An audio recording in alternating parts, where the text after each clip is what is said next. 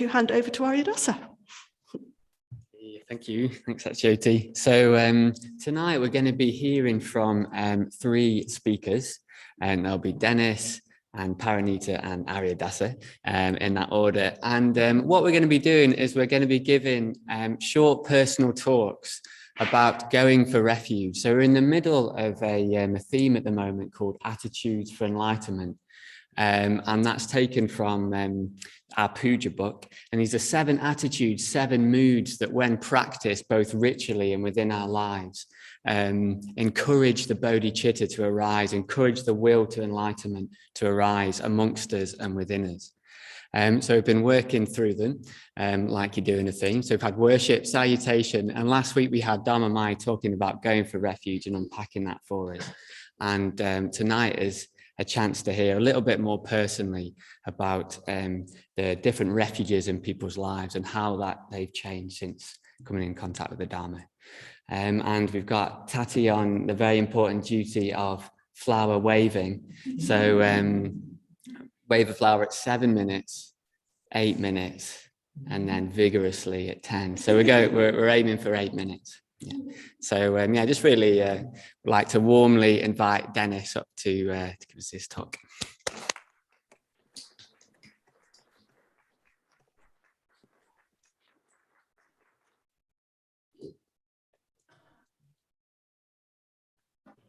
Thank you. Am I good? Okay, so I'm going to talk a little bit about my history of going for refuge, both in the past and what it looks like today, here and now. And I hope to convey a sense of movement, because going for refuge, I believe, is a moving towards my vision, my aims, my goals, and moving away from as well. So things that are not conducive to the spiritual life or are unskillful, perhaps. So I'm going to begin with them, a couple of them anyway, from the past. So I'm going to turn the clock back to the 1980s. I'm in my late teens, early 20s, and my go-to refuge at the time was alcohol. Copious amounts of alcohol. I spent my weekends adrift on a tide of beer, wine, and spirits. My sole aim was to get intoxicated, and most weekends I achieved that. This was a situation that lasted for about 5 or 6 years from leaving school. And I imitated my friends and my peers and my family.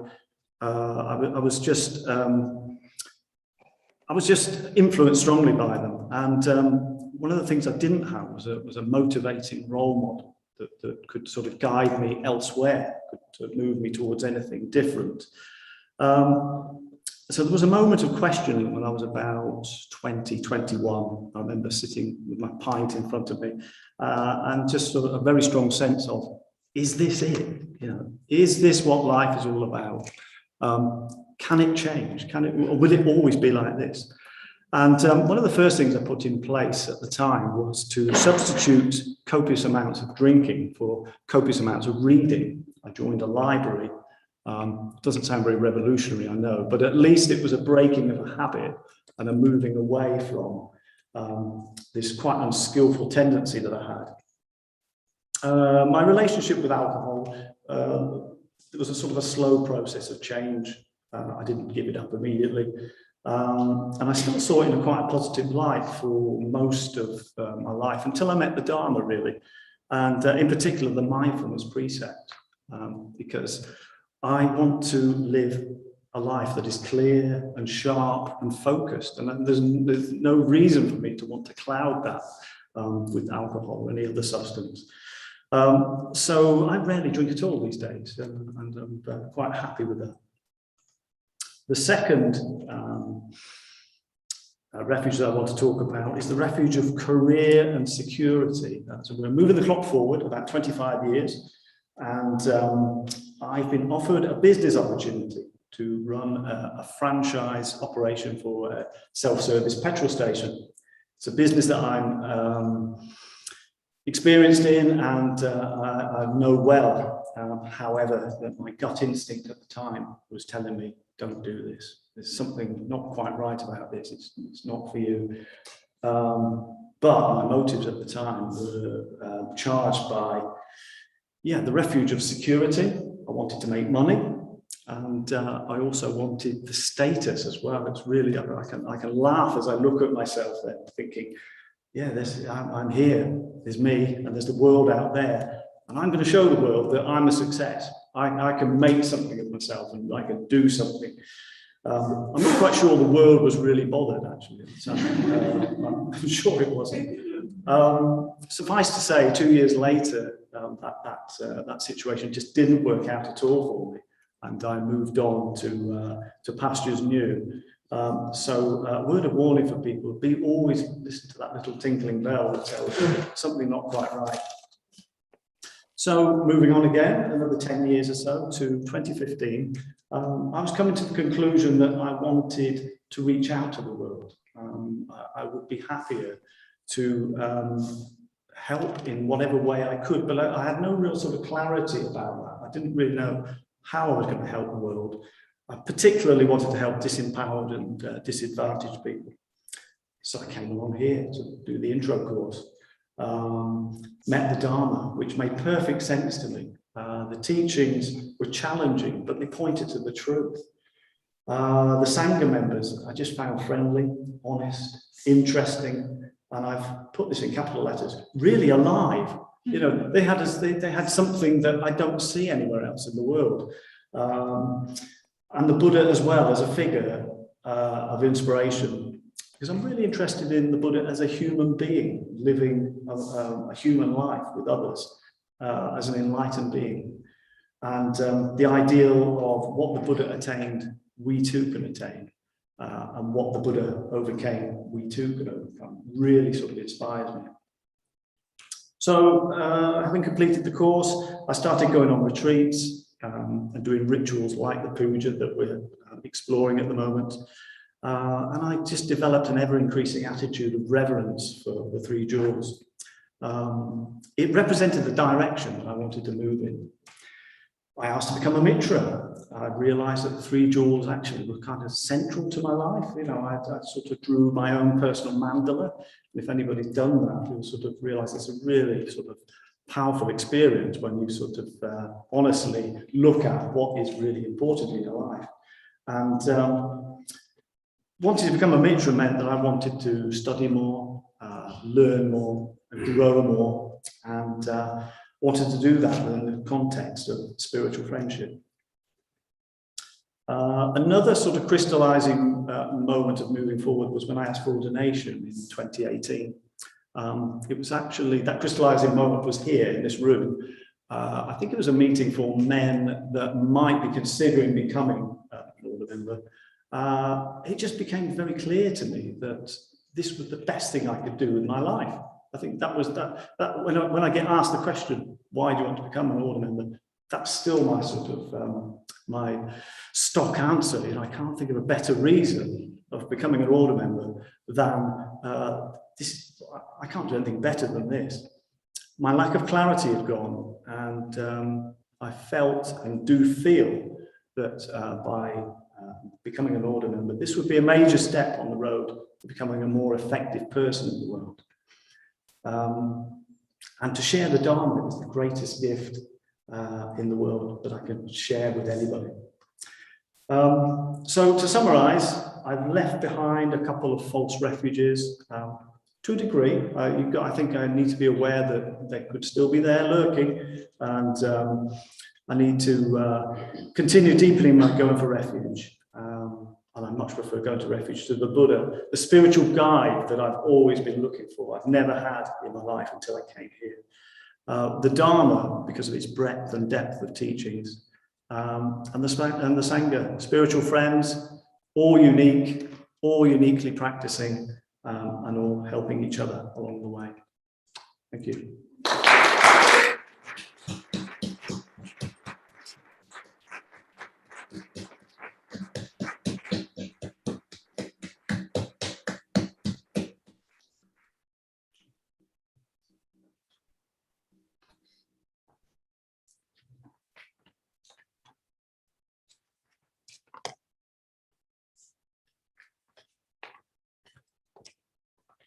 Wait a minute, I've not got a pocket. Okay, am I switched on? Okay, I'm going to stand over here because this is more or less as tall as me, I think. A bit more that way, okay. Yeah, I'm on the camera. Okay, so this talk is about how my going for refuge has changed over time. And similar to Denis, I'm going to talk about some unskillful false refuges that have changed as I've gone along. So kind of listing a few of those refuges really, but not in a negative way, you know, talking about how that's changed over time. Yeah, because I think in the process, the unskillful false refuges, they need to drop away to a certain extent and be replaced by more skillful refuges. And then that going for refuge to the truer refuges can then deepen over time. So there's kind of a shift and then a deepening, I think, for me. So same as Denis, alcohol was one of them. So yeah, it's been, for me, it's been a habitual, unskillful refuge, I'd say probably for most of my life. And looking back really at what that was about, what I was looking for, I was looking for some good stuff really. I was looking for more sort of freedom of mind, open, relaxed states of awareness that, and actually a deeper connection with people in my life. That's what I was looking for. And alcohol kind of promises that. It sort of seems to provide that. But it's completely limited and it's got this price attached to it. It's, you know, there's the hangover and there's the poor physical, mental states that come afterwards. And there's no sort of positive progression, you know, you're just stuck in it. It doesn't actually go anywhere. It doesn't develop into anything. And actually looking at what really changed that as being a refuge for me was meditation, because and alcohol kind of gave itself up once my meditation practice developed, because I just developed this real deep love for meditation, and the real states of sort of freedom and satisfaction that I was looking for, I was finding in meditation more and more, and in a much more satisfying and much more appealing way.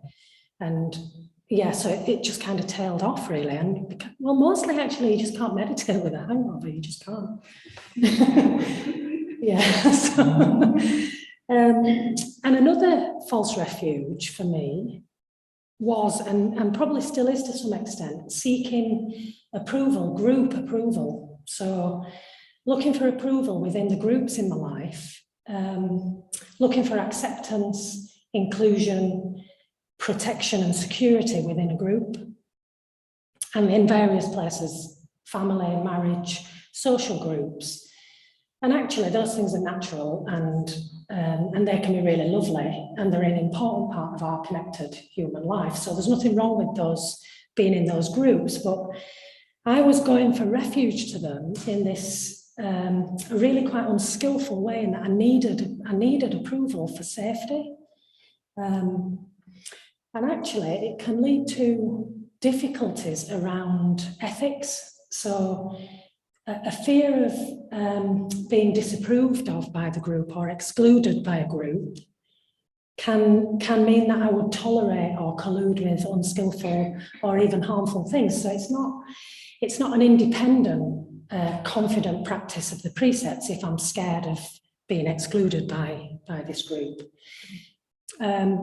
And lots of things have helped with that and still are helping. I think it's quite a strong pull for all of us actually, but for me, mostly awareness around very strong negative past conditioning in dependent relationships that I've had, and developing more self-confidence, and particularly spiritual friendship where I can really trust and I can really express what's going on.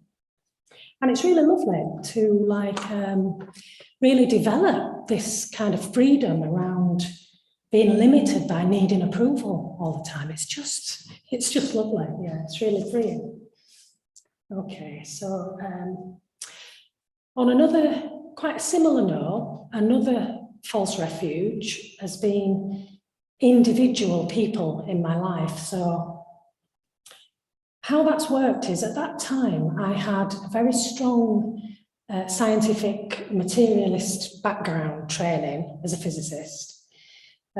So I had this kind of materialistic scientific view of the world, and the world was, the existence was limited to the material world and what I can, and how I see it. That was how I saw existence, limited to that.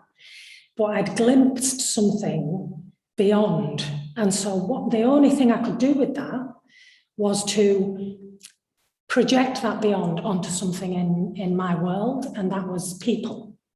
They were there, they were present, they were part of this material world. So I kind of projected the Buddha onto people that I knew, and they became a false refuge for me. And I did it particularly around female order members because of my past conditioning in family and things. And I think actually going for refuge in that way to order members is probably a more skillful refuge than some of the things we could do provisionally, but it's a really dangerous game to play because they're people, you know, and conditioned people, and people can't provide what I was really looking for. They're not the Buddha, and you know, they could let me down, or they're impermanent and imperfect, and also it just gets in the way of proper communication and friendship developing, because you're not really seeing the person that you're projecting onto. And the main thing that has helped me with this is I took up a practice that we learn during the ordination process, a devotional meditation practice called the Tree of Refuge and Respect. And I took that practice up regularly for about 2 years. And in that practice, we go for refuge in our imagination and physically to enlightened teachers, Buddhas and Bodhisattvas, thanks. And all the refuges are there, the Dharma, the Sangha, the Buddha are all in that practice. It's a really beautiful practice to take up. And it really supported and cultivated this, this development of actually a true transcendental refuge that couldn't let me down. And as that developed, the other projections just started to fall away. They weren't needed anymore, yeah. So those are some of the false refuges that have changed. And so by this summer, when I was ordained, my going for refuge had become effective under most conditions. And as these false refuges have fallen away, I can go for refuge more deeply to truer refuges, skillful refuges. And just to, one more little sentence. Is that 10 minutes? Is that 2 minutes? Yeah. Just noticing how differently I experience my life. Because I think as false refuges, as they fall away more, then the distress and the confusion and the disappointment and the frustration that come with going for refuge to things that just can't provide what I'm looking for, that falls away as well.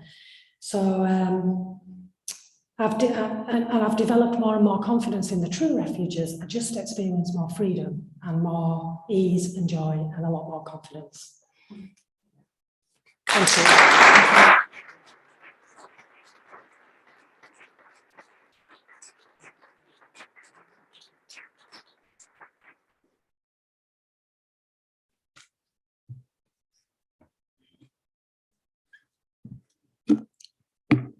Okay, so some reflections on taking refuge, my taking refuge. So I find it quite a difficult thing to ponder, and I think that's a good thing. And I'm glad that refuge isn't a word that I sort of use outside of a Buddhist context, because it maintains a certain amount of mystery and depth. So underneath, I'm trying to work out, well, what is it that I desire for? So going for refuge is a desire for safety and security. And where do I actually look for that? And it feels like such a deep question, like almost too deep for words. Like, where do I actually look for safety and security? Because a lot of the time, I think I'm not even sure that that's what I'm doing. I came to the Buddhist Center and I was just so blown away by the community, by the teachings, by the meditations. I just had a fantastic time for about, I don't know, 2-3 years. And I was definitely I think I'd call myself a fair weather practitioner. I just really took off with it, really enjoyed it. And I remember going to a retreat at Padmaloka. And I think, I can't remember what the retreat was on, probably something about going for refuge. And we were discussing this in a discussion group. And I was with Padma Vajra, who's leading the discussion group. And I remember saying, I don't understand this language of refuge. I feel fine, you know, things are all right. And he just looked at me and he just went, your hair is always on fire. And I just thought, okay, right, yeah, teaching. There's a teaching in there that things can seem so fine and so okay, but it's all just so fragile in a way. Things can fall apart so easily. So quickly, and there's so like little control we have over things, as we've like all seen, I guess, over the last 18 months.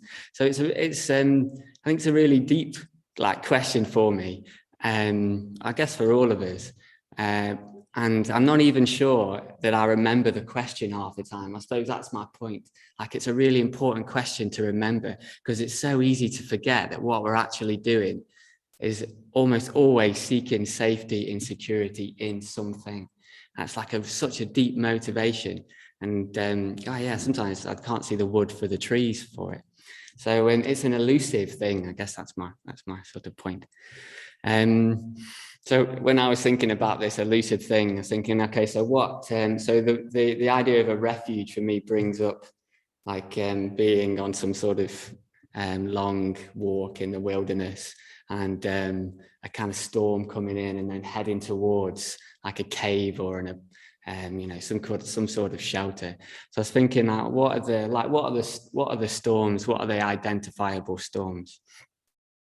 And there's two sort of areas, I think, in my life, and I imagine common to everyone, human experience. So like there's the existential stuff. So there's, you know, we're born, we kind of open our eyes and arrive in this weird world, and we're mortal, so we're definitely going to die. And yeah, what do we do with that? It's just like, it's a really kind of confusing situation to be in, I think.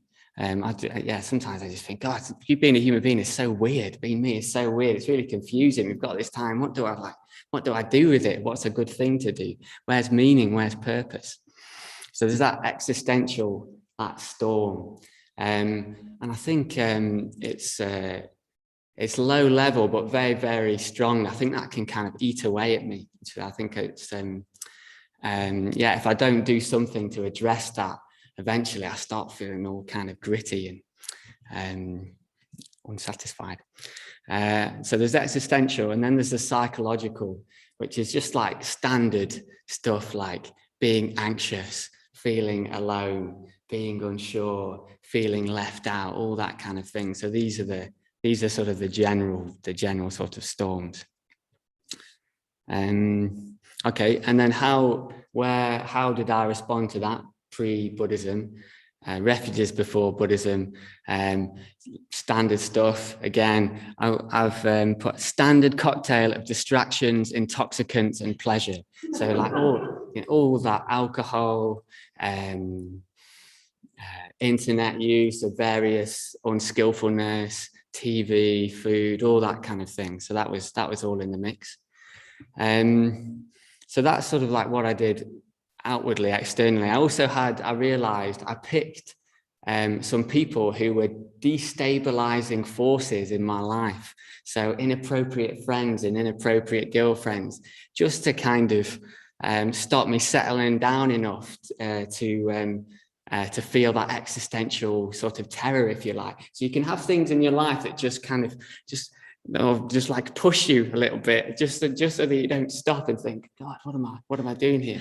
So so destabilizing people, they were a good refuge, keeping things interesting, moving. But a big one was, I really like this word, obfuscation, brilliant, which is the action of making something obscure, unclear and unintelligible. So it's kind of like descending a fog, a haze on your own life. So you never really know what you're doing or why you're doing it, or you never really come to any proper commitments or decisions. So I did all of that, and I did it like quite effectively.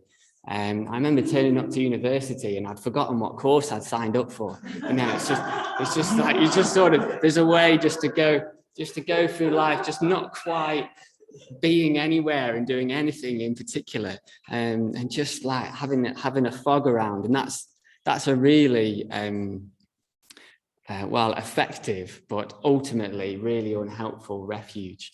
And then another refuge that I had, which I think pretty much came good in the end, was I readily looked up to people, and this usually came in two forms. So one was in the world of sport. So I played a lot of hockey when I was a child, when I was a kid, and I was basically just like taken on by older, better players. So I had that looking up. So training in hockey, training in sport, that was, guys, that, oh God. Well, it's training in hockey, training in sport, that was a refuge. And also in the world of academia as well. So looking up, but basically not looking high enough. I think that was the problem, not looking high enough. And you know, lots of long story shorts, I eventually came to the Buddhist Center on an introductory course in 2011, and I found, well, the Buddha, so the ideal that's worth looking up to, so the highest ideal. So I'd had an inkling that looking up was a good thing, but for it to be a sustainable good thing, you've got to go right to the top, because anything less just turns out disastrous. So a sustainable refuge, a sustainable ideal, the Buddha. The Dharma, a full training. So I was sort of into training like academic or physical, but there's loads and loads of holes in that kind of training. So the Dharma is a full training, body, mind, everything. And the Sangha, which is, I like to think of Sangha of a lineage of practitioners. So all the way back to the historical Buddha. So entering that lineage. And that sort of solves like the fitting in sort of like crisis, if you like. So we all want to like fit in as human beings. I want to fit in. I wanted to fit in with my friends, people around me, you know, just do whatever it takes to fit in, basically. So, and that sort of desire I managed to, and I'm managing and trying to sort of channel that into, well, taking a place in a lineage of communicating teachings and a culture, because we do actually have we are creating a culture. I'm really into that, and we are creating a culture here. So that was in 2011. That's what I found, and then I joined the order in 2017, and there was some reasons for this, lots of reasons, but I've got 5. So the first one is, I just saw myself transform through the practice of ethics and meditation. I sort of clocked that life is about other people. I think it was like week 8 of the intro course. Maybe it's a gratitude week. And I just thought, oh yeah, life's about other people, and an ethical life is a happy life. And I remember just being so blown away by that, and also realizing that you can practice being generous. You're not just as generous as you are, and that's it. You can practice it. It's like a skill you can cultivate. So it's amazing. So and that really transformed me. And the practice of meditation as well eventually started to clear this like very thick sort of fog that I was living in. I managed to get clearer. Other order members and other members in the Sangha. So I've always wanted to look up. I think I'm basically like a traditionalist, like conservative, and I want to maintain traditions. And I found a lineage that I felt really inspired to look up to and to serve. And most importantly, I realized what I wanted to do was serve people who were serving. That felt really, really important. So I've got this like service element to me, but I'll only kind of give it freely if I'm serving people who are themselves serving something greater. So all that needs the Buddha, Dharma, and Sangha to sort of make that happen. And another reason was Sangha. So I just inhaled loads and loads and loads of Sangha, particularly the Noble Eightfold Path series and Revering and Relying on the Dharma. And it just blew me away every time. I think he taught me how to think, how to speak, how to listen, how to read, all the, I'd had a formal academic training, come up knowing pretty much nothing. And I felt like Sangha really, really, really opened my eyes. And I'm incredibly grateful for his kind of body of work. And the fourth thing is, this idea that I wanted to join the order because I felt like this idea that insight that arises between a group of individuals working together for a common good, something greater than themselves. I thought that was probably the most exciting idea I'd ever come across, that when you get a group of individuals doing that together, something else comes in and aids. So you could call it the arising of the bodhicitta, or there's lots of different words for it. But I have had tastes of that. That in itself just felt worth a life of service, worth a life of commitment. And then the last thing, satisfaction. It's just really satisfying to live this kind of, to live a life where the Buddha, Dharma, and Sangha are like serious refuges where security and safety is drawn from there. And of course, I'm a complex being, we're all complex beings. So, there's a bit of like, it's all rough around the edges and there's lots of things that need slotting into place. But basically, it's just really, really satisfying, really pleasurable, much more pleasurable than all the cocktails of distractions, intoxicants, and sort of base pleasures. So I've got loads more to say, but I've run out of time. So okay, I'll keep going. That might have been polite way of ending, but it wasn't. Okay, so so those are the reasons why. 5 reasons why I joined why I wanted to join the order. And having joined the order, there's areas of deepening this going for refuge, like expressions of them, expressions of the Buddha, Dharma, and Sangha. I want to talk about service. So service is really, really important to me. So service is like the altruistic element of going for refuge. And more personally, I just felt so grateful to the Sheffield Buddhist Centre for, in a way, just like giving me my life and Triratna as a whole and Buddhism as a whole and that whole traditional lineage. That I really, really wanted to give something back. So I wanted to serve, I wanted to show my gratitude to that. And that's really helped me transform. For quite a long time, I took on the practice of just saying yes. So anything that needed to happen or would be a good idea to happen, I just said yes to it. And that meant I put myself in loads of situations where I was out of my comfort zone and I didn't really know if I was going to be able to do the thing that I'd said yes to. And what came to mind again and again was, okay, so this is the myth of Avalokiteshvara. So Avalokiteshvara makes this vow that he's going to save all human beings, outrageous vow. And then he breaks the vow, it's too big. And upon breaking that vow, shatters into 1,000 pieces. And then is built back together, better, stronger, with all the arms and the heads, able to fulfill the vow. And in my own sort of small way, I feel like that's what my practice of service has been, is saying yes to things I can't really do, shattering, and then being put back together in a way that I can do them a bit more next time and next time and next time. So that whole aspect of service, of like that altruistic element of going for refuge, really, really important. hence the name. So thank you, Denis, for that. So my name means serving what is noble, serving what is holy.